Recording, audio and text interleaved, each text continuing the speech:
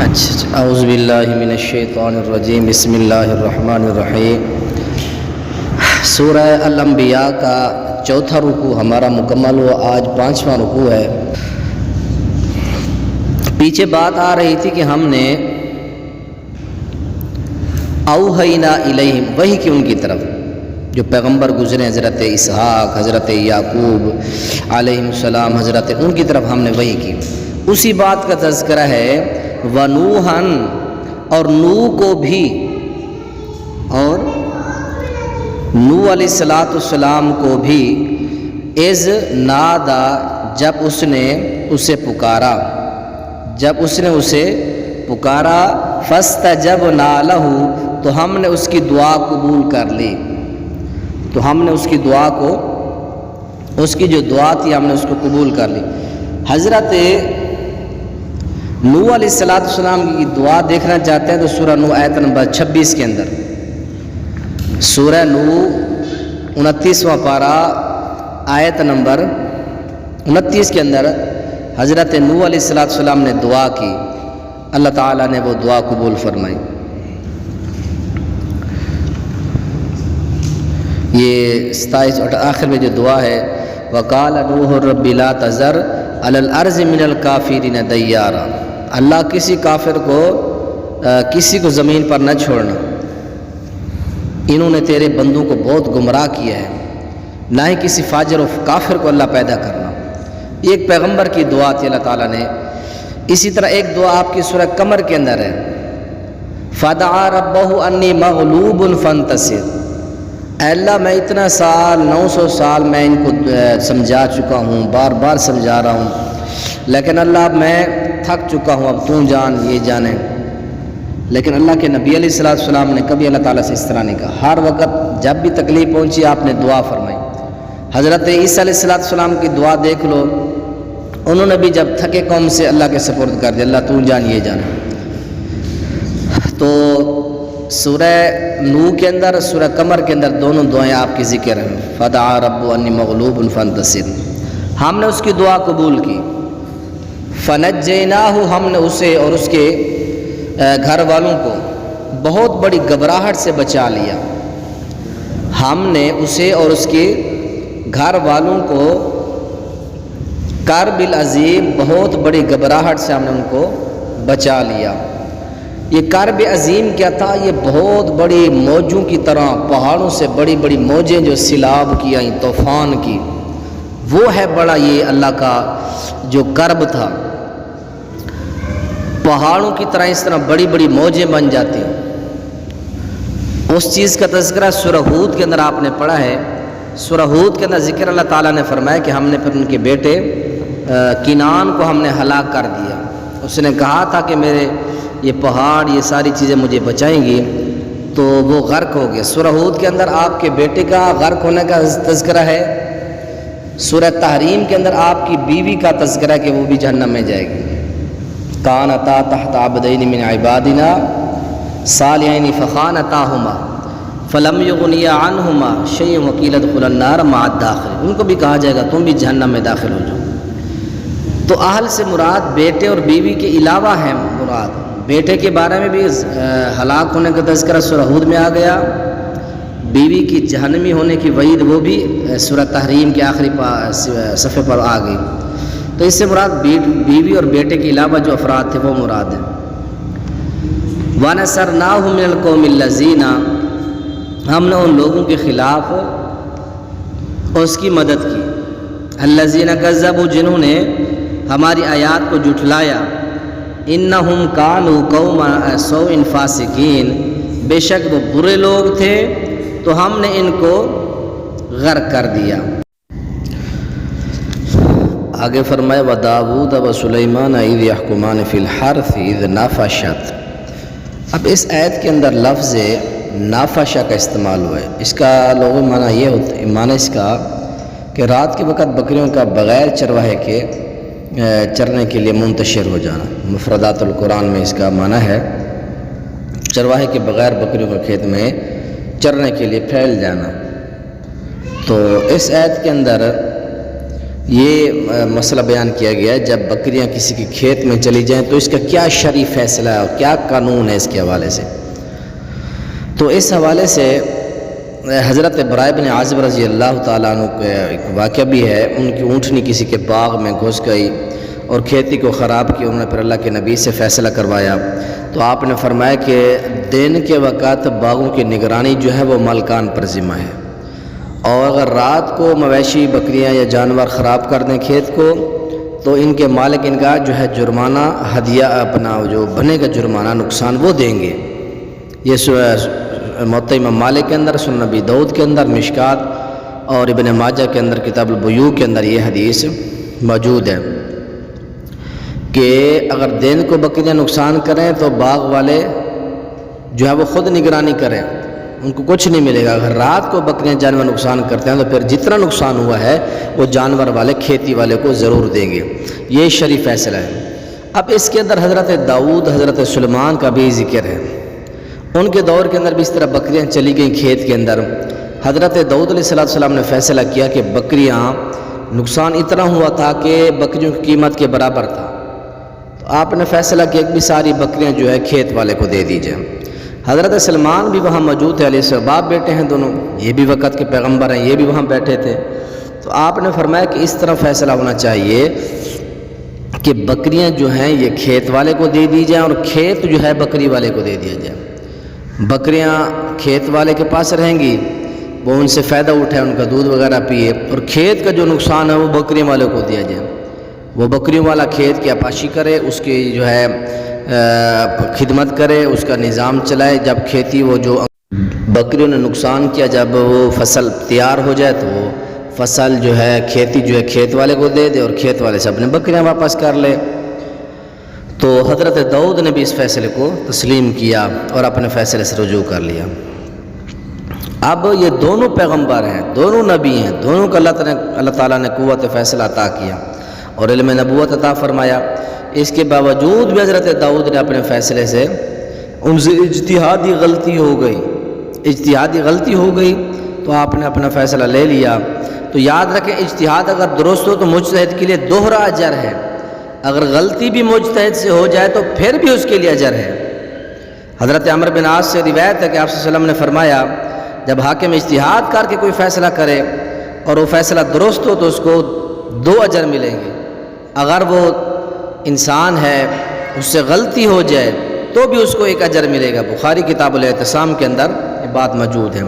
اسی طرح نبی علیہ السلام نے فرمایا 3 قسم کے جو قاضی ہیں اور جو علم کے بغیر فیصلہ کرنے والے ہیں وہ جہنمی ہیں، آپ صلی اللہ علیہ وسلم نے فرمایا۔ سیدنا بریدہ رضی اللہ تعالیٰ عنہ فرماتے ہیں کہ نبی علیہ السلام نے فرمایا قاضی 3 قسم کے ہوتے ہیں، ان میں سے ایک جنتی ہے اور 2 جہنمی۔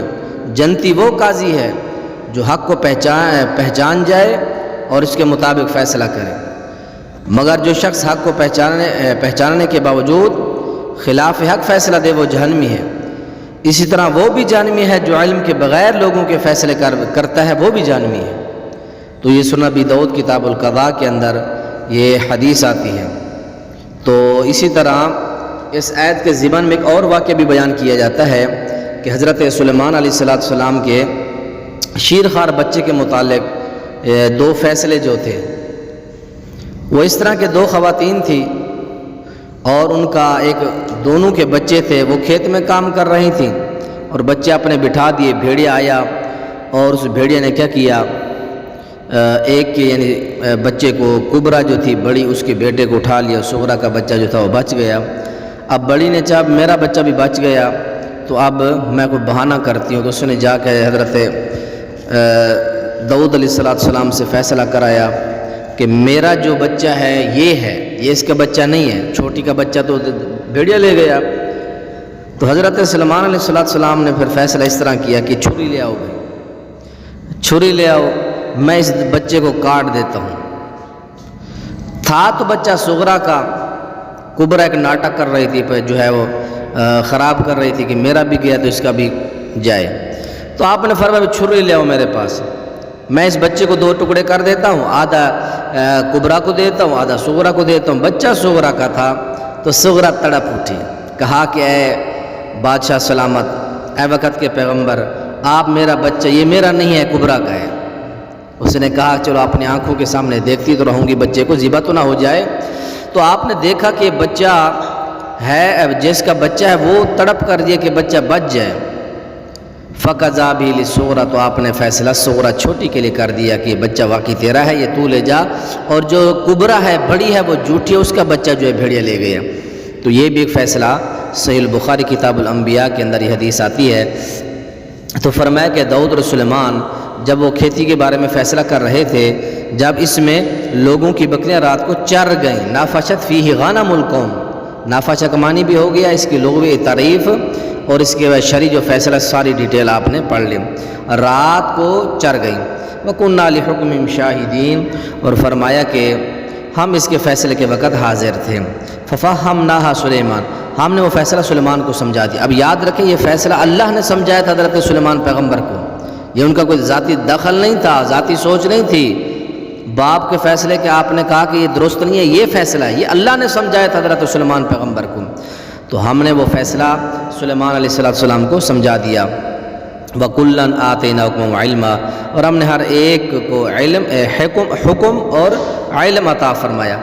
اب حضرت سلیمان کا فیصلہ دونوں فیصلوں میں درست تھا، حضرت داؤد کا فیصلہ درست نہیں تھا۔ اب اللہ نے نعوذ باللہ ان کے اوپر کوئی عتاب، کوئی غصے کا اظہار نہیں کیا۔ شرعی فیصلہ ہے، اجتہادی فیصلہ ہے، اگر غلط ہو گیا تو پھر بھی آپ کو اجر ملے گا۔ اللہ اکبر۔ وَكُلًّا آتَيْنَا، ہم نے ہر ایک کو حکم اور علم عطا کیا۔ وَسَخَّرْنَا مَعَ دَاوُودَ الْجِبَالَ، اور ہم نے داؤد علیہ السلام کے ساتھ پہاڑوں کو مسخر کر دیا۔ يُسَبِّحْنَ وَالطَّيْرَ، جو تسبیح کرتے تھے، اور پرندوں کو بھی مسخر کر دیا، وہ بھی پرندے بھی تسبیح کرتے حضرت سلیمان علیہ السلام کے ساتھ۔ اسی طرح سورہ صاد کے اندر بھی ہے کہ اِنَّا سَخَّرْنَا الْجِبَالَ مَعَهُ وَالطَّيْرَ، ہم نے پہاڑوں کو اور پرندوں کو حضرت داؤد کے ساتھ مسخر کر دیا، وہ بھی ان کے ساتھ تسبیح بیان کرتے ہیں۔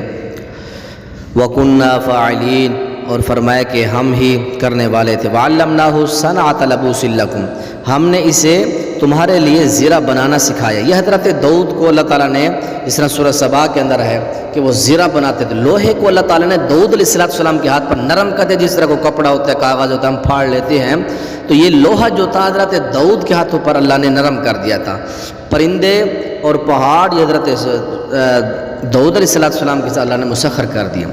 یہ دو وہ پیغمبر ہیں جن کو اللہ نے ایسی عظیم و شان اور بہترین نبوت عطا کی، اللہ نے ان کو معجزے عطا کیے۔ شاید کہ انبیاء کی تاریخ میں ایسے معجزات اللہ تعالیٰ نے، ایسے انعام کسی پیغمبر کو نہ دیے ہوں۔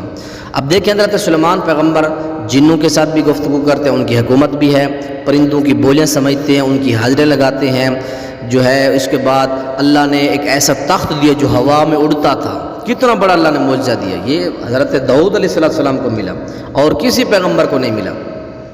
تو بہت سارے ان کے معجزات ہیں، یہاں ٹائم کی قلت ہے۔ تو صنعۃ لبوس لکم، ہم نے اسے تمہارے لیے زرہ بنانا سکھایا، لتحصنکم من باسکم، تاکہ وہ تمہاری جو ہے لڑی سے تمہارا بچاؤ کرے، لتحصنکم، تاکہ تمہارا بچاؤ کرے، من باسکم، تمہاری لڑائی سے۔ فہل انتم شاکرون، تو کیا تم شکریہ کرنے والے ہو؟ وَلِسُلَيْمَانَ الرِّيحَ عَاصِفَةً، اور سلیمان کے لیے ہوا بریکٹ میں لکھے مسخر کر دی، اور سلیمان کے لیے کیا مسخر کر دی؟ ہوا عاصفۃ تجری، جو تیز چلنے والی تھی، بِأَمْرِهِ، اس کے حکم سے، إِلَى الْأَرْضِ الَّتِي بَارَكْنَا فِيهَا لِلْعَالَمِينَ، اس زمین کی طرف چلتی تھی جس میں ہم نے برکت رکھ دی۔ یہ کون سی زمین ہے؟ وہ بیت المقدس، پچھلے رکوع میں بھی جس کا تذکرہ آیا، وَكُنَّا بِكُلِّ شَيْءٍ عَالِمِينَ، ہم ہر چیز کو جاننے والے ہیں۔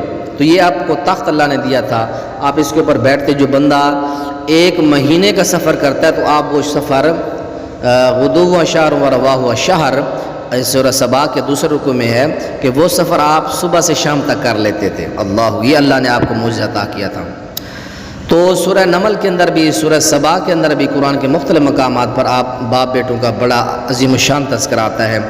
وَمِنَ الشَّيَاطِينِ مَن يَغُوصُونَ، یہ جن حضرت داؤد کے سلیمان کے تابع تھے، اور کئی شیاطین جو اس کے لیے غوطہ لگاتے تھے اور اس کے علاوہ کام بھی کرتے ہیں۔ وَكُنَّا لَهُ حَافِظِينَ، اور ہم ان کے نگہبان تھے۔ وَأَيُّوبَ، پیغمبر ایوب علیہ السلام کا ذکر ہے۔ ایوب جب اس نے اپنے رب کو پکارا کہ بے شک مجھے تکلیف پہنچی ہے، وانت ارحم الراحمین، تو رحم کرنے والوں میں سے سب سے زیادہ رحم کرنے والا ہے۔ حضرت داؤد پیغمبر جو ہیں یہ وقت کے وہ عظیم پیغمبر تھے، ایک دور تھا ان کے پاس بیویاں بچے مال کی انتہا درجے کی فراوانی تھی، پھر اللہ تعالیٰ نے سب لے لیا، ان کا صبر اور ان کا امتحان لیا، ان کو بیماری میں مبتلا کیا، پھر اللہ تعالیٰ نے ایک چشمہ جاری کیا، کہا کہ ارکض برجلک، اپنا پاؤں مارے، ایڑی مارے، نیچے سے چشمہ ہوگا، اس پانی کو پئیں، اس کے سے غسل کریں، ساری بیماریاں ختم ہو گئیں۔ یہ تقریباً 12 سال کتنا عرصہ یہ اس میں مبتلا رہے، پھر اللہ تعالیٰ نے کو شفا عطا کی، بیویں بھی دے دی، سب کچھ عطا کی۔ اب یہ درخواست کرنے کا انداز دیکھیے، اللہ مجھے بیماری پہنچی ہے، مجھے شفا دے دے، تو رحم کرنے والا ہے۔ بس کوئی عذر پیش نہیں کیا کہ میری بیویاں چھوڑ گئیں، بچے چلے گئے، مال زر سب کچھ بھی شکوہ نہیں کیا، صبر۔ اس صورت کے اندر یہ جو ہے 8-9 پیغمبروں کا ذکر جو ہے یہ سارے صبر کرنے والے، تو اس صورت کے اندر یہ واقعہ بیان کرنے کا مقصد بھی سب پیغمبروں کا اللہ کے نبی کو تسلی ہے، صبر کے ساتھ کام کرتے رہیں، آپ پریشان نہ ہوں۔ یہ سارے پیغمبروں کا تذکرہ کر کے اللہ کے نبی کو حوصلہ دینا مقصود ہے۔ فاستجبنا له فکشفنا ما بی من ضر، تو فرمایا کہ ہم نے اس کی دعا قبول کر لی اور اسے جو بھی تکلیف تھی وہ دور کر دی۔ وآتیناہ اہلہ ومثلہم، اور ہم نے اس کے گھر والے اور ان کے ساتھ اس کی مثل عطا کر دیے۔ من عندنا، اپنے پاس سے، وذکر للعابدین، اپنے پاس سے رحمت کے لیے اور لوگوں کی یاد دہانی کے لیے، للعابدین جو ذکر کرنے والے ہیں، واسماعیل وادریس، اور حضرت اسماعیل اور حضرت ادریس، وذوالکفل، اور حضرت کفل کو، ہر ایک کو ہر ایک جو ہے صبر کرنے والوں میں سے تھے۔